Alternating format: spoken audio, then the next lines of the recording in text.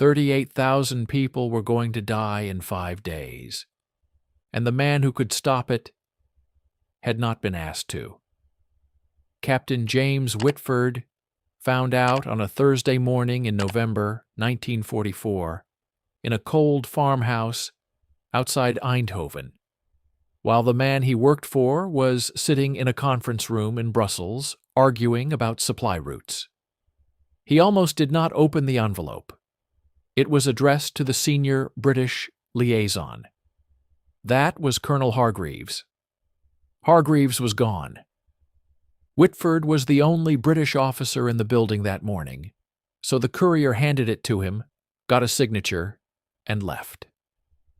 Whitford set it on the corner of his desk. He looked at it for 11 minutes. Then he opened it. The packet inside was 14 pages. Operational summary, target coordinates, strike timing.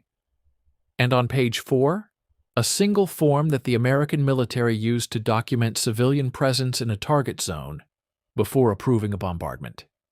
The number filled in on that form was 38,000. Below the number was a signature. Brigadier General Harold T. Marsh, United States Army. Dated November 7th, 2 days ago. The bombardment was scheduled for November 14th. Whitford read it twice, then a third time. He was not misreading anything. He found the target coordinates on his map and traced the corridor with his finger. 12 kilometers of villages, roads, and farmland in the Kempen region, just across the Belgian-Dutch border. He had driven through there 6 weeks earlier during a supply inspection. He remembered a market square in a town called Mall. He remembered the smell of bread from a bakery that somehow still had flour.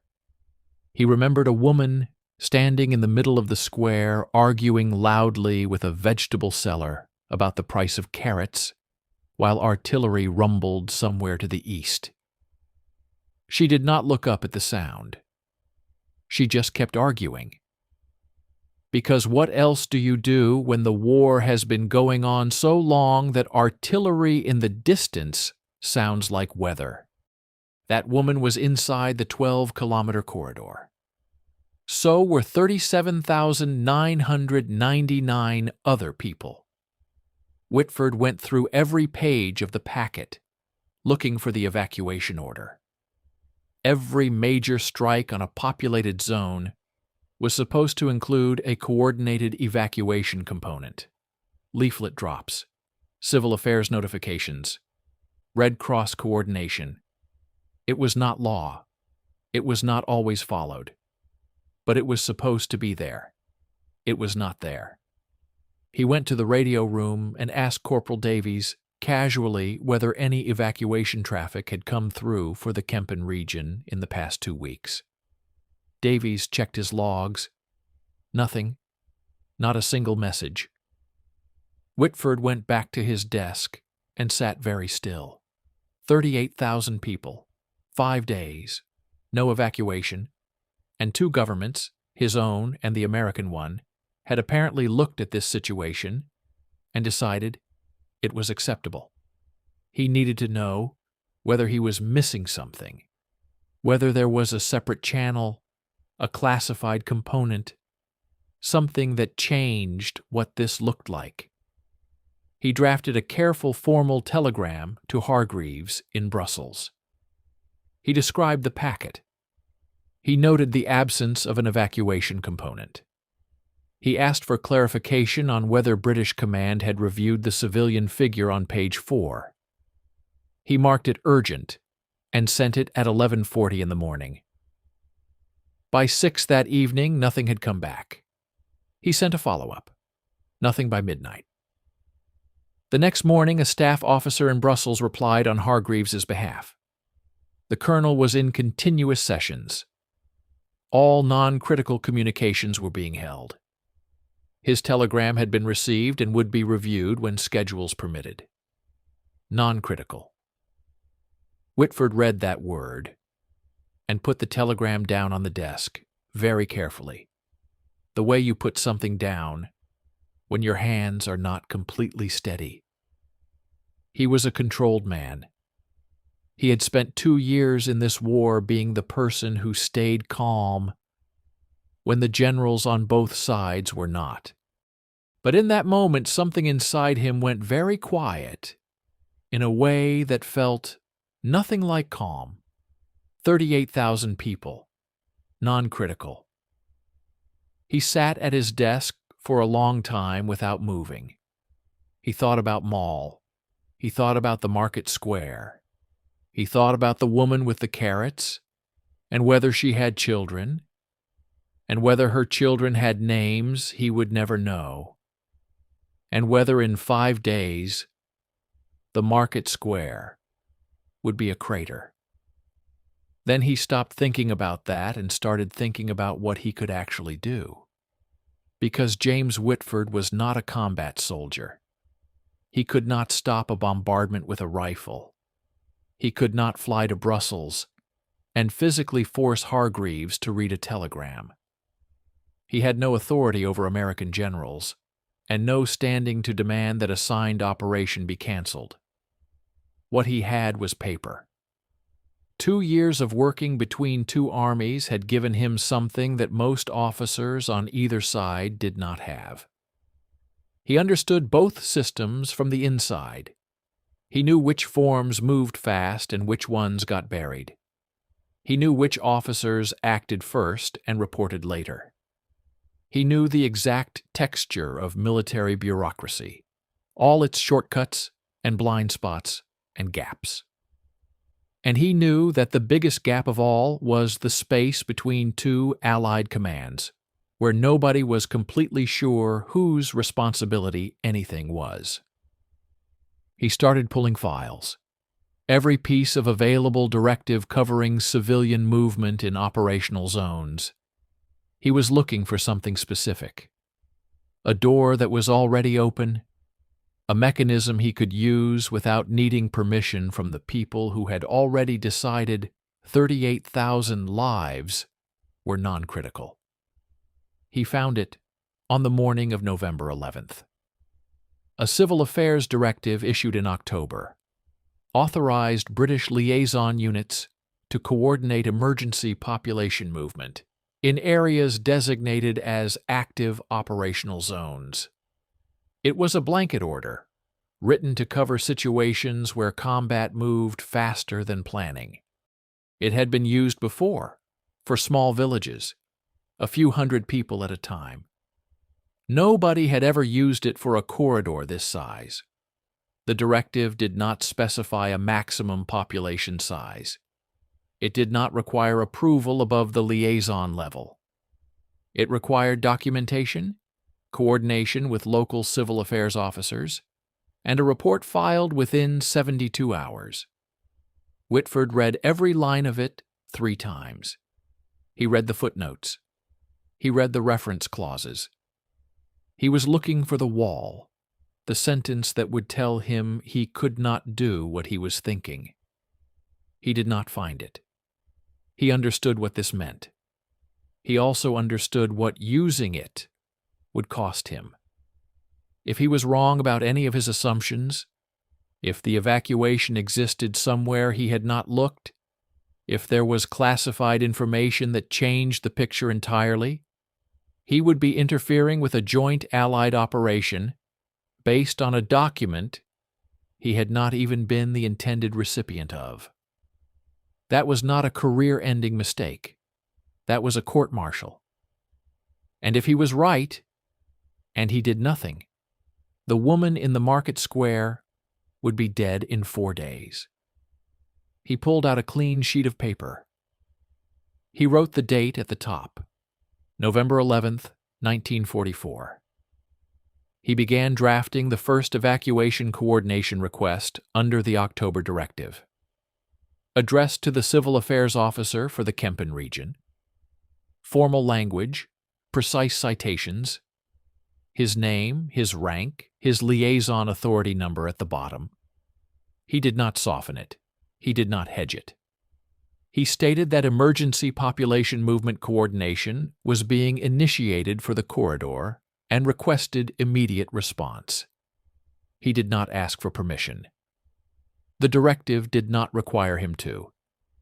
He sealed it and handed it to the courier.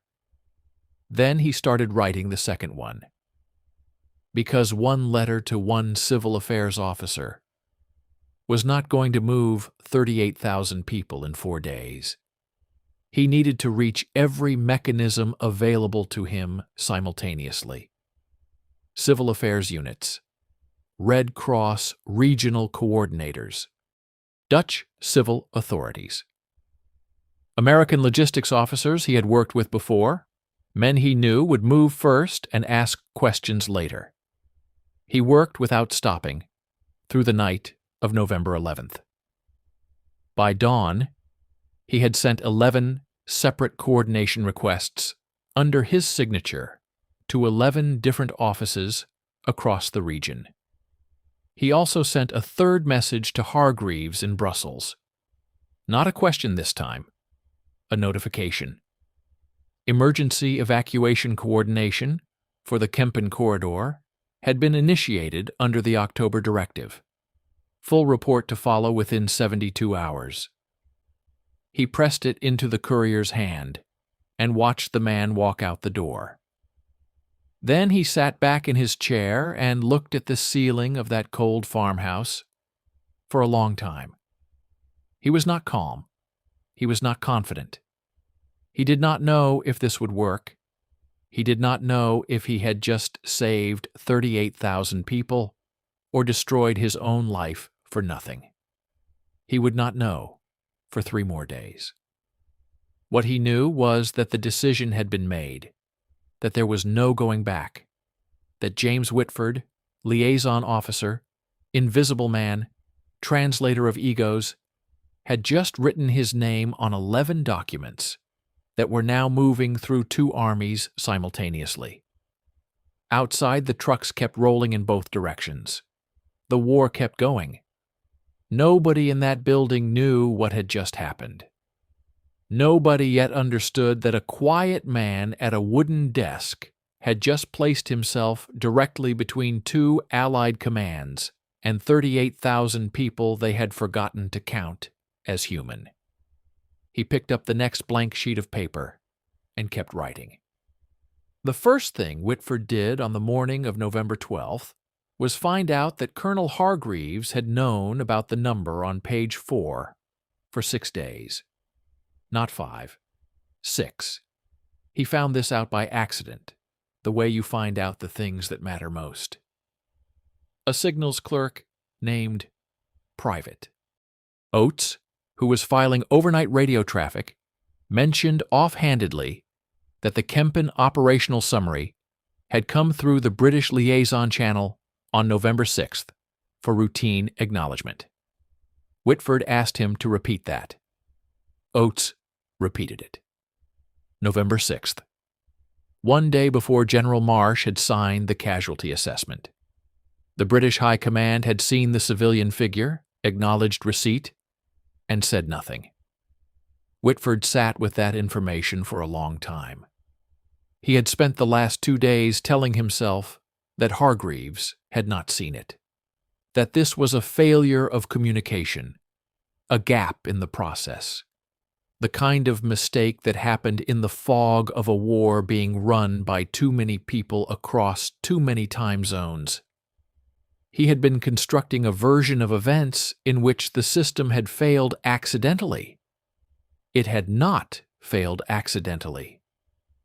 Someone above him had looked at 38,000 civilians inside a bombardment corridor and had decided that the correct response was to file the acknowledgement and say nothing. And then, when a junior officer had noticed and started making noise, the same someone had sent a message calling it non-critical and initiated a formal review to make him stop. He stood up from his desk and walked to the window and stood there for a moment, looking at nothing. Then he walked back to his desk and kept working. Because what else do you do? Hendrik Voss arrived at the farmhouse at 9 in the morning, The same mud-covered jeep, the same unimpressed face. He sat down across from Whitford and spread a handwritten chart on the desk between them. He had been in the corridor since before dawn. He had talked to mayors, civil administrators, church leaders, anyone with authority or a vehicle. He had been counting. By his estimate, approximately 4,000 people had begun moving west as of that morning. Voluntarily, based on word spreading through communities that something was coming. Not because of any official notice, just because people in small towns talk, and because the sound of artillery to the east had been getting closer for weeks, and some people had decided they did not need an official piece of paper to tell them it was time to go. 4,000 out of 38,000. Whitford looked at the chart. He looked at the calendar. 2 days. Voss said, "The problem is not the people who are already moving. The problem is the people who are waiting for someone official to tell them it is safe to leave. There are thousands of them. They have farms. They have elderly relatives who cannot move easily. They have houses full of everything they own. They are not going to walk away from all of that based on rumor. They need to be told directly, by someone with authority, that they must go now." Whitford asked what kind of authority. Voss said, "Any kind. A uniform, a stamp, a piece of paper that looks like it came from somewhere real.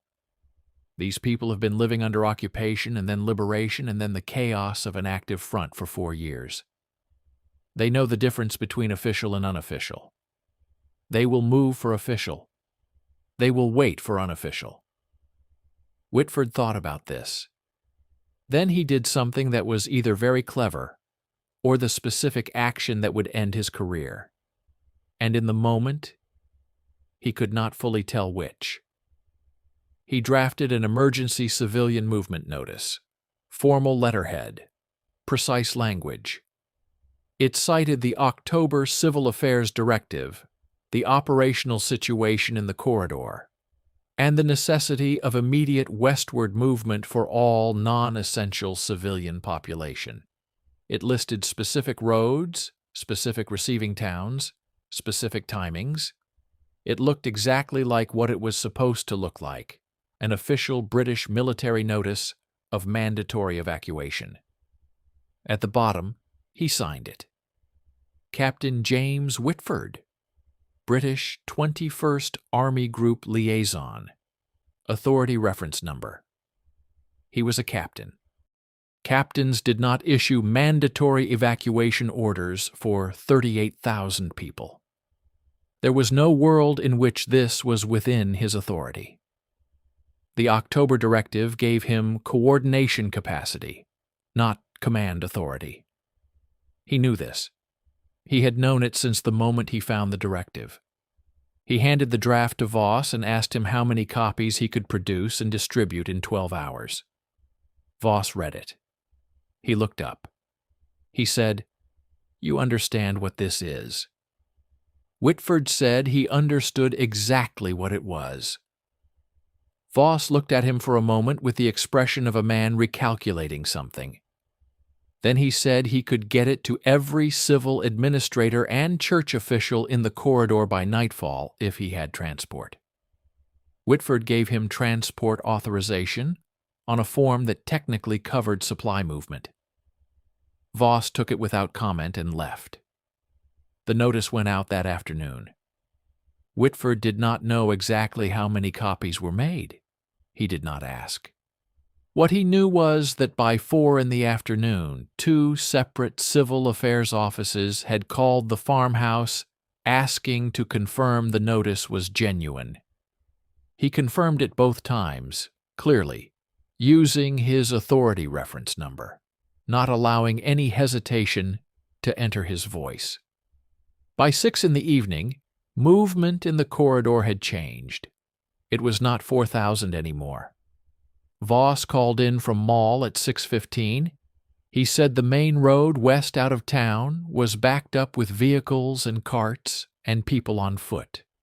The baker was gone. The market square was empty. De Graaf, the mayor, had put his own family in a truck at noon and had spent the rest of the day standing in the square, pointing west and telling people to move. Whitford wrote the number down. Approximately 11,000 confirmed moving as of early evening. 27,000 remaining. 40 hours until the bombardment. At 7 that evening, Major Alderton called again. His voice had changed.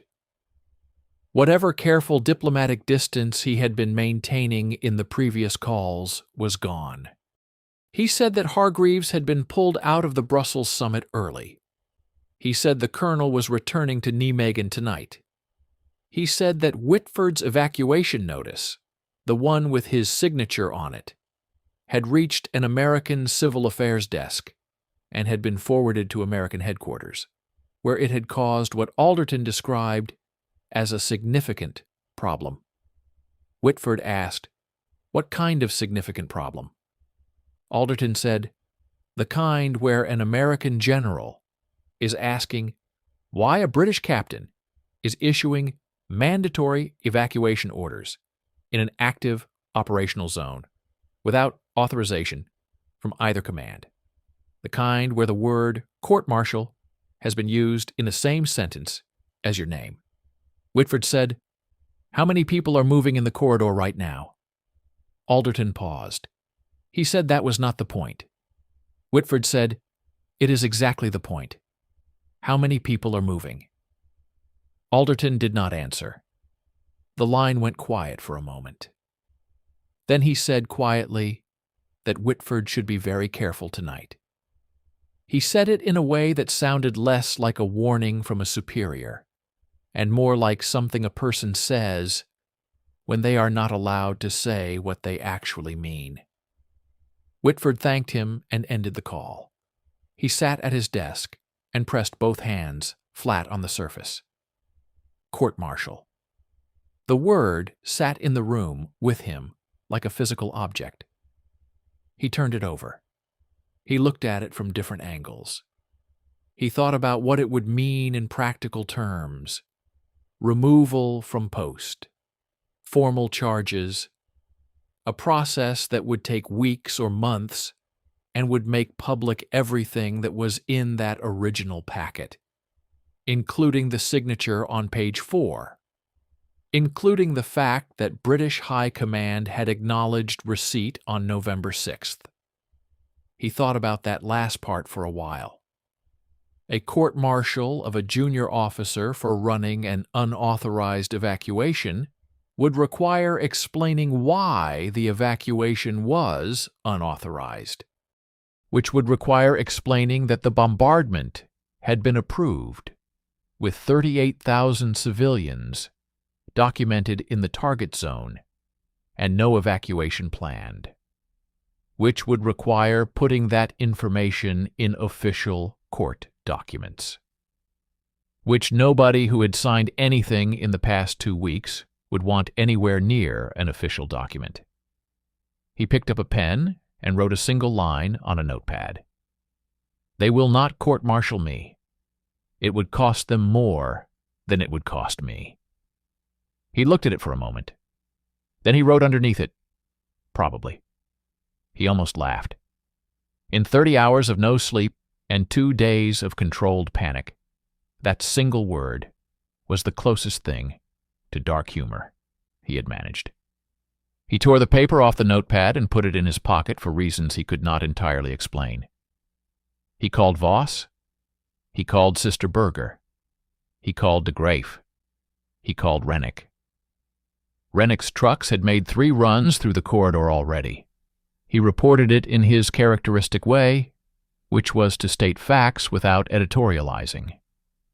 3 runs, approximately 2,000 people transported. Trucks going out again at first light. He asked no questions. He volunteered nothing beyond the operational information. Sister Berger reported that her teams had reached all northern villages and that movement was consistent and organized. She said that a family of 7 in a village called Meerhout had refused to leave because the grandfather was bedridden and could not be moved safely. She had arranged for a medical transport from a Belgian Red Cross station. She said it with the matter-of-fact efficiency of someone for whom no problem was too specific to solve. Whitford wrote it all down. At 11 that night, Voss called one final time. He was calling from a church in Mall, where he had been coordinating movement for the past several hours. He said the square was empty. He said the main roads were still moving. He said he estimated that somewhere between 15,000 and 18,000 people had left the corridor as of that evening. 15,000 to 18,000? Roughly halfway. 20,000 potentially still inside. 36 hours remaining. Whitford looked at the map. He looked at the roads. He looked at the numbers. He thought about the moment, 48 hours ago, when he had sat in this same chair and opened an envelope that was not addressed to him. He thought about something his father had told him once, a long time ago, when he was very young. His father had been a solicitor, a man who spent his life inside systems and rules and the careful architecture of what was permitted. He had told Whitford that there were 2 kinds of people in any institution: people who asked what they were allowed to do, and people who asked what needed to be done. He had spent 2 years in this war being the first kind. He picked up the phone and called Voss back. He said, "I need you to go back out at first light. I need you to go door to door in every street that still has lights on. I need you to knock, and I need you to tell them directly, face to face, that they have to leave in the morning. Not tomorrow afternoon. Not when they are ready. In the morning." Voss said, "It is almost midnight." Whitford said, "I know." There was a pause. Then Voss said he would go back out at 5. Whitford said, "Thank you." He put the phone down. Outside the farmhouse, the road was dark and quiet. No convoys moving at this hour. No trucks. Just the occasional distant sound from the east that everyone had learned to stop hearing. He thought about Hargreaves driving back from Brussels tonight. He thought about the American general who had used the word court-martial. He thought about page 4 and the signature dated November 7th and the acknowledgement dated November 6th and all the careful, authorized decisions that had produced a plan to erase 38,000 people from a map. He thought about a woman arguing about the price of carrots while the world ended slowly around her. He had 1 day left. He turned back to his desk and kept going. Colonel Hargreaves arrived at the farmhouse at 7 in the morning on November 13th. Whitford heard the car before he saw it. He had been awake for 53 hours. He knew this because he had stopped counting somewhere around hour 40 and then started again. He was standing at the window with a cup of cold coffee when the black staff car pulled off the road and stopped in front of the building. Hargreaves was 61 years old. Tall, thin, the kind of man who had been wearing a uniform for so long that he looked slightly wrong without one. He walked into the farmhouse without hurrying, handed his coat to the signals clerk without looking at him, and came directly to Whitford's desk. He did not sit down. He looked at the map on the wall. He looked at the papers on the desk. He looked at the list of names and numbers and check marks that Whitford had been building for 2 days. He took all of it in for a long moment without speaking. Then he said, "How many?" Whitford said, "As of midnight, between 15 and 18,000 confirmed out of the corridor. Voss is back in Mall right now doing door-to-door. Rennick's trucks are running a fourth route as of this morning. I expect the number to be significantly higher by this evening. Hargreaves said, "That is not what I asked. How many are still inside?" Whitford said, "Somewhere between 20 and 23,000, depending on how the morning goes." Hargreaves looked at him. Not with anger, with something more complicated than anger. The expression of a man who is doing several calculations simultaneously and does not like any of the results. He said, "You understand what you have done." Whitford said, "Yes." Hargreaves said, "You have issued a mandatory evacuation order under a directive that does not give you that authority. You have done it under your name and rank in a way that has now reached 2 separate American headquarters. You have created a paper trail that connects the British liaison office directly to an unsanctioned intervention in an approved joint operation. And you have done all of this without once picking up the phone and waiting for me to tell you whether it was the right thing to do." Whitford said, "I sent you 3 telegrams." Hargreaves said, "I know you did." The room was very quiet. Whitford said, "You acknowledged the civilian assessment on November 6th. Hargreaves did not answer immediately. He looked at the map again. He looked at it for a long time. Then he said, "That is not a conversation we are having here." Whitford said, 20,000 people are still in that corridor. The strike is in 31 hours. I need to know if you are going to shut this down or let it run." Hargreaves turned and looked at him directly. He said, "If I shut it down, what happens to the people already in motion?" Whitford said, "Chaos. Some of them turn back. Some keep going. The organized movement collapses. We lose hours we do not have." Hargreaves said, "And if I let it run?" Whitford said, "We have a chance to get most of them out. Not all, but most." Hargreaves was quiet for a long moment. He walked to the window and stood there, looking at the road. A cart was moving west. Then another. Whitford watched the colonel watch the road. Hargreaves said quietly, without turning around, "I am not here. I arrived, I reviewed your documentation, I found it consistent with the directive's scope, and I returned to Nijmegen. That is what happened this morning."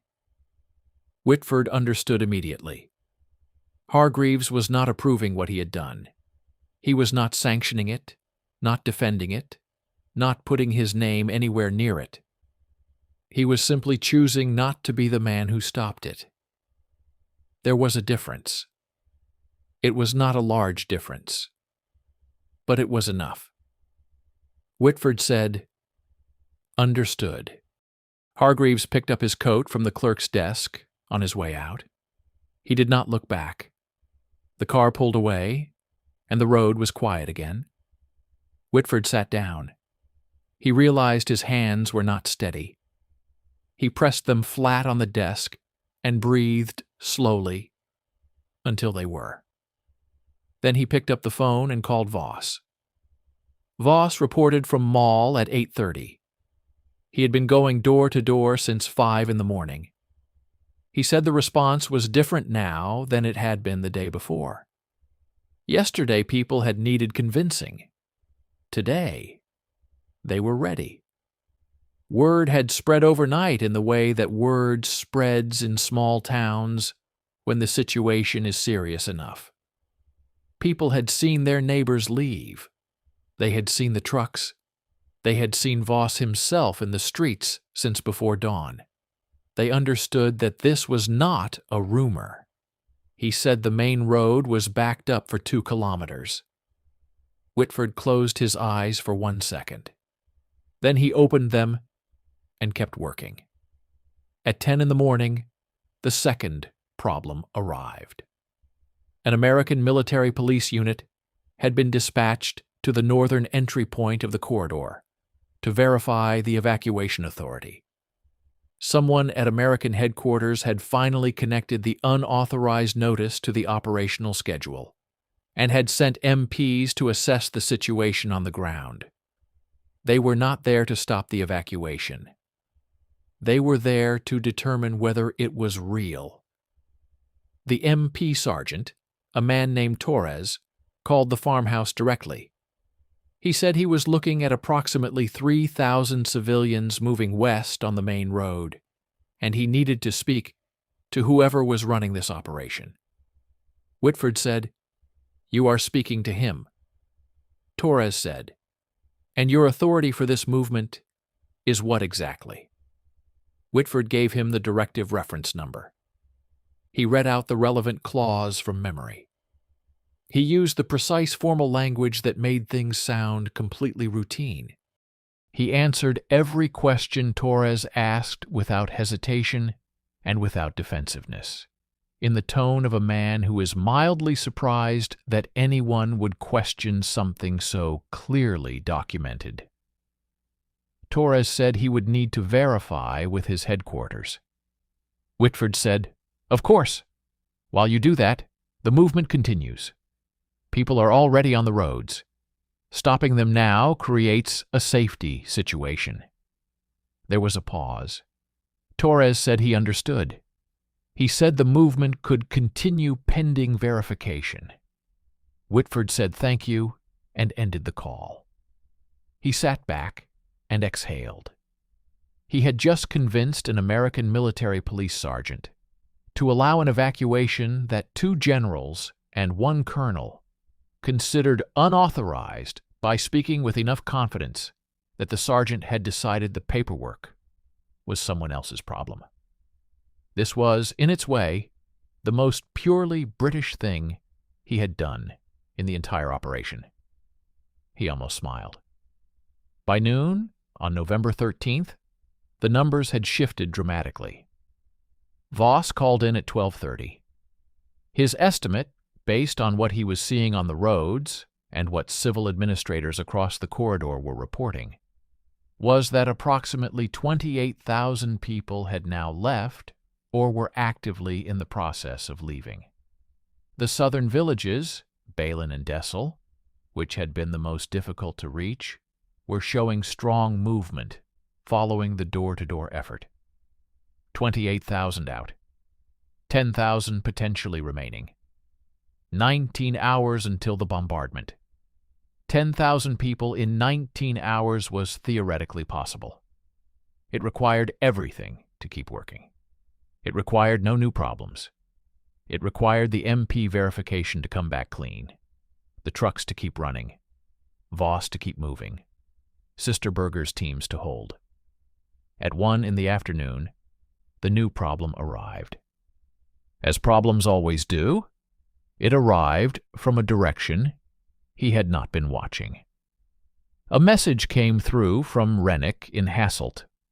His trucks had been stopped at a checkpoint outside Giel by a different American unit that had received a stand-down order from a headquarters Rennick did not recognize.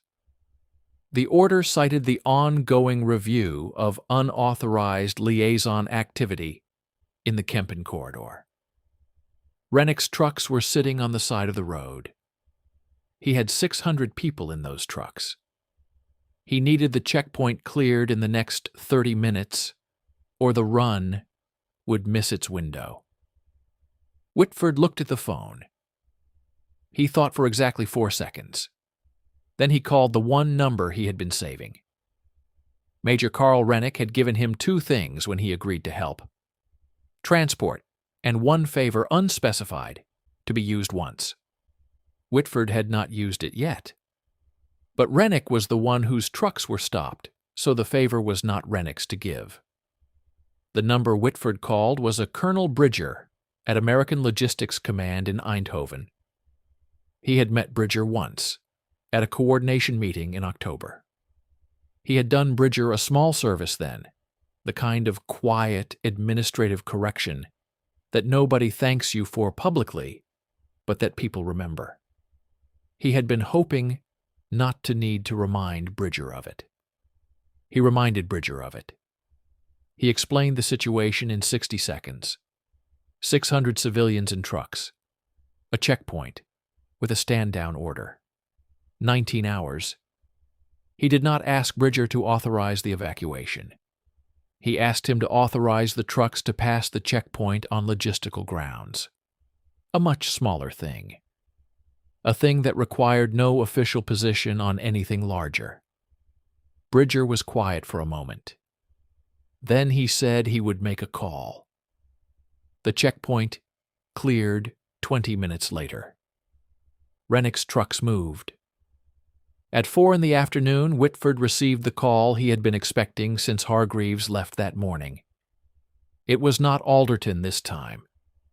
It was a general's aide, a man named Captain Fowles, speaking on behalf of British 21st Army Group Command. His voice had the careful flatness of someone delivering a message they did not write. He said that Whitford was formally relieved of his liaison duties, effective immediately pending the outcome of the ongoing review. He said that a replacement liaison officer would arrive at the farmhouse by evening.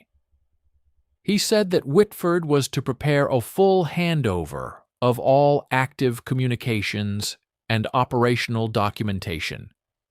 He said that Whitford was not to initiate any further coordination activity under any directive.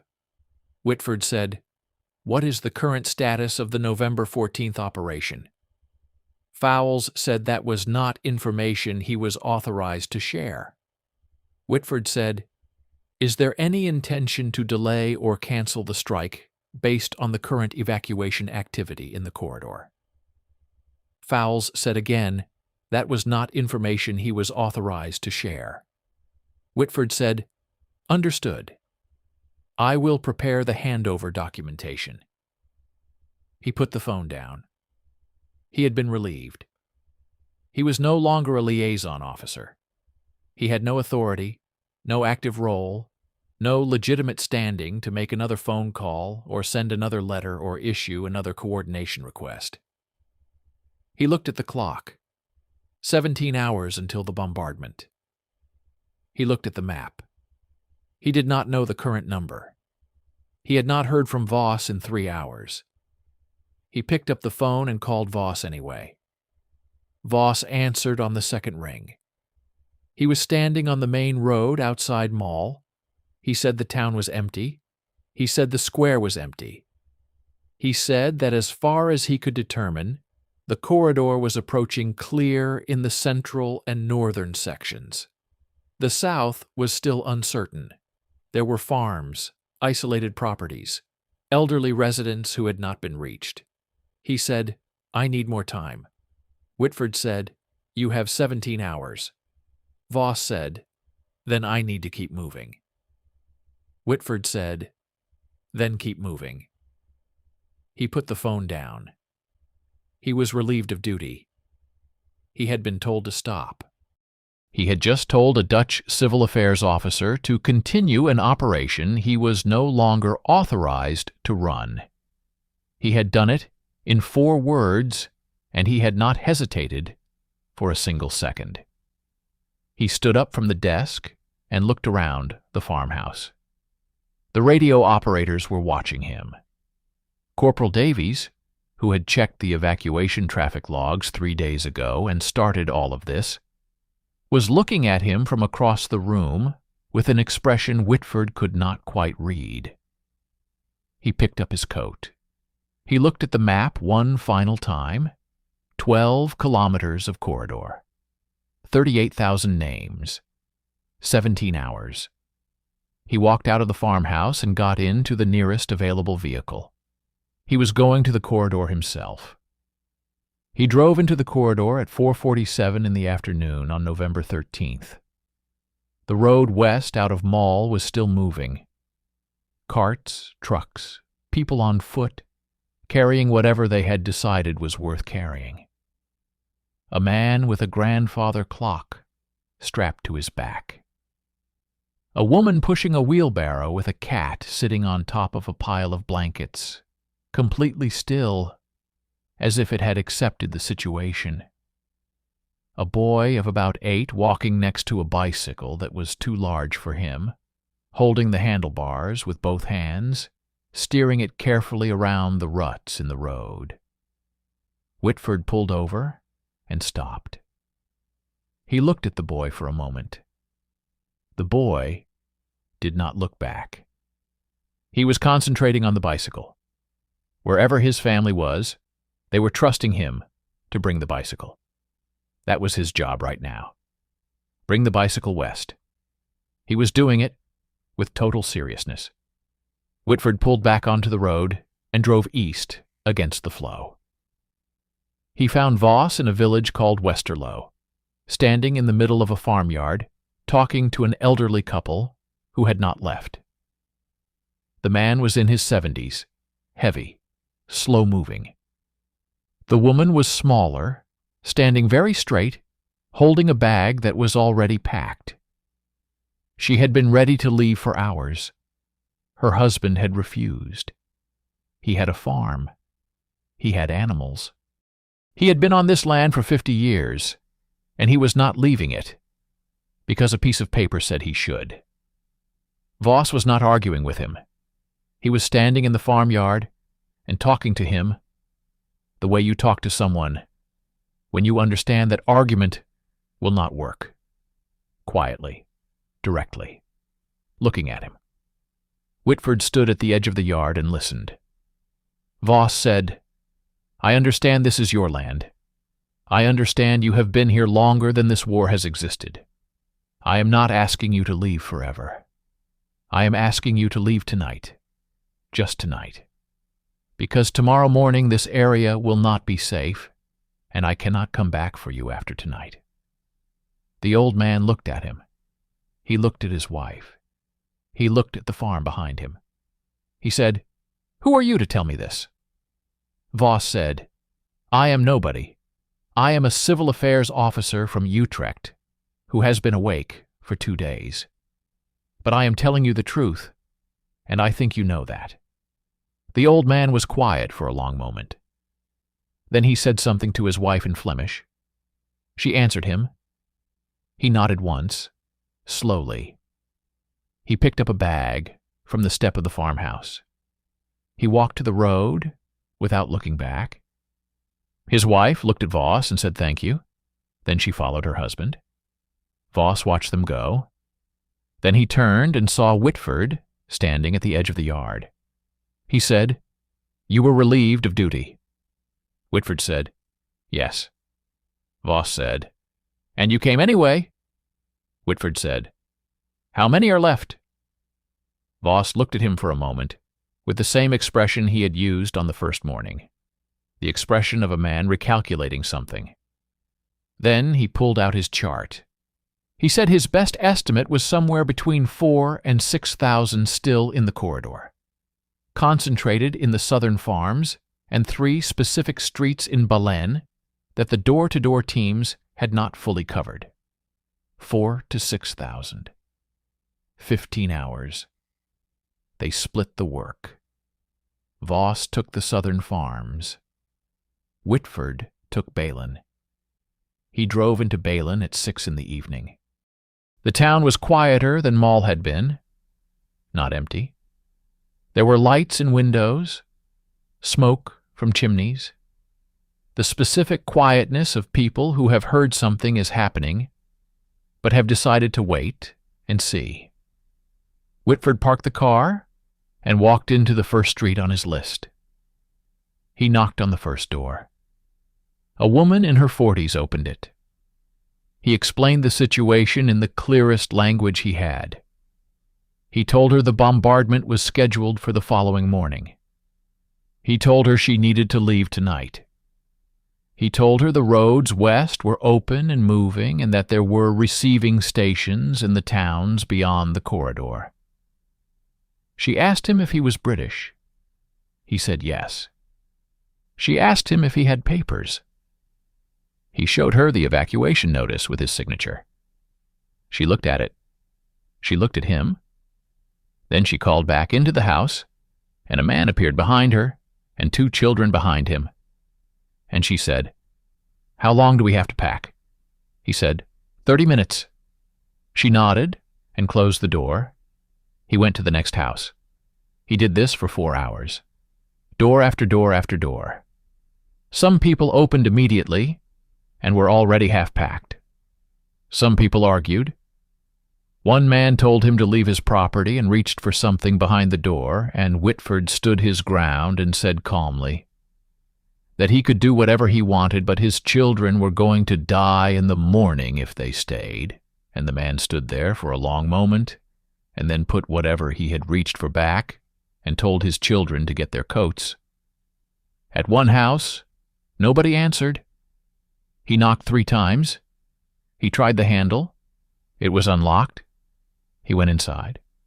An old woman was sitting in a chair by the fire. She was very small, very still. There was a photograph on the mantelpiece, a young man in a uniform, and flowers in front of it that had dried out weeks ago. She looked at Whitford when he came in, and she did not seem frightened. She seemed as though she had been expecting someone to come eventually, though perhaps not a British officer at 9 in the evening. He sat down across from her. He explained the situation. She listened. She looked at the photograph. She said her son had died at the Eastern Front in 1942. She said her husband had died of illness in 1943. She said she was 74 years old, and she was very tired, and she was not sure she wanted to go anywhere.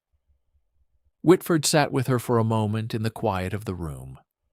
The fire made small sounds. Outside, he could hear the distant movement of people on the road. He said, "I know you are tired. I am not going to tell you what to do, but I am going to ask you to come with me. Not because of orders or directives or any piece of paper. Because it is cold, and the roads are still moving, and there is a woman at a receiving station in Giel who will give you somewhere warm to sleep. And because tomorrow morning I want to know that you are there and not here." She looked at him for a long time. Then she said, "You are very young to be doing this." He said, "I know." She stood up slowly. She took the photograph from the mantelpiece and put it in her coat pocket. She took nothing else. She walked to the door and waited for him to open it. He drove her to the western edge of the corridor himself.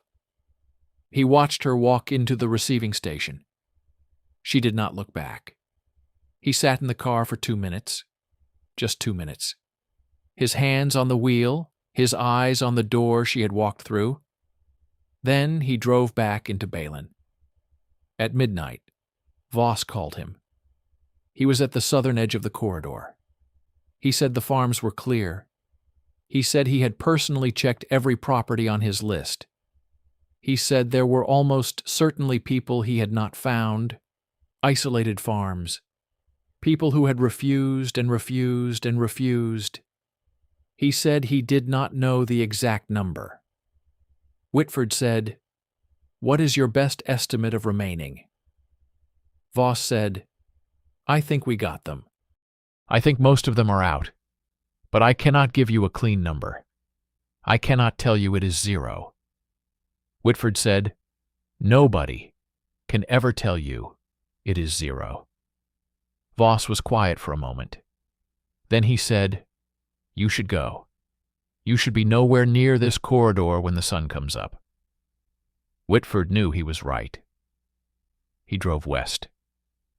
He cleared the corridor boundary at 1:20 in the morning on November 14th. He pulled over on the road outside a small town called Herentals and turned off the engine. He sat in the dark for a long time. He thought about the boy with the bicycle. He thought about the old woman in the photograph. He thought about the man in the farmyard who had lived on his land for 50 years and had walked away from it carrying a single bag, because a nobody from Utrecht had told him the truth. He thought about 38,000 names on a form that someone had signed and considered non-critical. At 7:14 in the morning on November 14, 1944, the bombardment of the Kempen corridor began. Whitford heard it from Herentals. 16 kilometers away, sitting on the front step of a church that had been converted into a receiving station, drinking coffee that was almost hot. He heard the planes first, then the sound that followed. Deep, structural, the kind of sound that you feel in your chest before you hear it with your ears. He did not move. He sat on the step and listened and counted and waited. The strike lasted 41 minutes. When it was over, he went inside. The receiving station was full. Families on cots, children asleep on the floor. The old woman from Balin was sitting in a chair near the window. She had the photograph in her lap. She was looking out at the morning light. She did not know what had just happened 16 kilometers east. Nobody in the room did, except him. He did not tell them. The formal review of Captain James Whitford's conduct was completed in February 1945. The finding was that his use of the October Civil Affairs Directive had exceeded its defined scope, and that his evacuation notice had been issued without proper authority. He was officially reprimanded. He was not court-martialed. He was transferred to an administrative post in London, where he spent the remaining months of the war processing supply documentation. The reprimand cited no specific number of civilians affected by his actions. The review documents made no reference to page 4 of the November 9th operational packet. They made no reference to the acknowledgment dated November 6th. The post-strike assessment of the Kempen corridor, completed in December 1944, noted that civilian casualties had been, and this was the exact phrase used, significantly lower than projected. The assessment did not explain why. It did not ask why. It filed the number and moved on. In 1993, a British historian named Dr. Patricia Holloway was working through declassified 21st Army Group liaison records at the Public Records Office in Kew. She was researching supply chain failures in the winter of 1944 and was not looking for anything in particular when she found a folder marked with a reference number that corresponded to the October Civil Affairs Directive. Inside the folder were 11 coordination requests, all dated November 11, 1944, all signed by the same name. A transport authorization form, a handwritten evacuation notice with a signature at the bottom, a reprimand document dated February 1945, a transfer order. She read through the folder twice. Then she began cross-referencing. She found the November 9th operational packet. She found page 4. She found the acknowledgment dated November 6th. She found the post-strike assessment with its careful phrase about casualties being significantly lower than projected. She sat in the reading room at Kew for a long time. Then she started trying to find out what had happened to Captain James Whitford after the war. It took her 4 months. He had not written a memoir. He had not given interviews. He had returned to civilian life in 1946 and had worked for 30 years as a solicitor in a small town in Shropshire. He had married. He had children. He had, by every available account, never spoken about what he had done in November 1944 to anyone. She found him through a local council record. He was 81 years old. He was living in the same town in Shropshire where he had practiced law. She wrote him a letter. He wrote back. 1 page, handwritten. He said he was not sure there was much to talk about. He said he had done what seemed necessary at the time. He said he was not certain he had saved as many people as she seemed to think, because he had never known the exact number, and he had made peace with not knowing. She drove to Shropshire in the spring of 1994. She sat across from him in a small sitting room with a garden visible through the window behind him. He was thin, careful in his movements, with the same quality she had read in every document he had ever written. Precise, undecorated. A man who used exactly the words he needed and no more. She asked him why he had never told anyone. He thought about it for a moment. Then he said, because the people who needed to know were already out of the corridor. Everyone else was just paperwork. She asked him if he had any regrets. He said, I regret that I could not tell you the number was 0. I have always regretted that. She asked him what he thought about the fact that the official record contained no acknowledgement of what he had done, that his name appeared only in a reprimand, that the people he had saved had no way of knowing who he was. He looked out at the garden for a moment. Then he said something that she would quote in the opening page of the book she published 2 years later. He said, I was a liaison officer.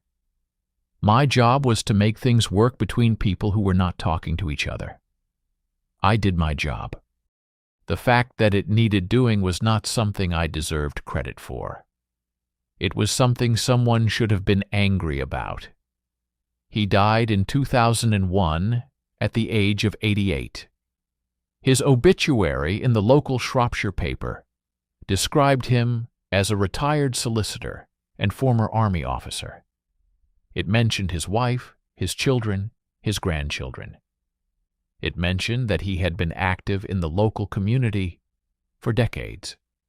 It did not mention November 1944. It did not mention the Kempen corridor. It did not mention 38,000 names on a form that someone had signed and called non-critical. And the man who had decided that was not acceptable. And the 11 letters he had written in one night, and the boy with the bicycle, and the old woman with the photograph, and the 41 minutes of bombardment on a morning in November, when the corridor was almost empty. His name was James Whitford. Nobody knows his name.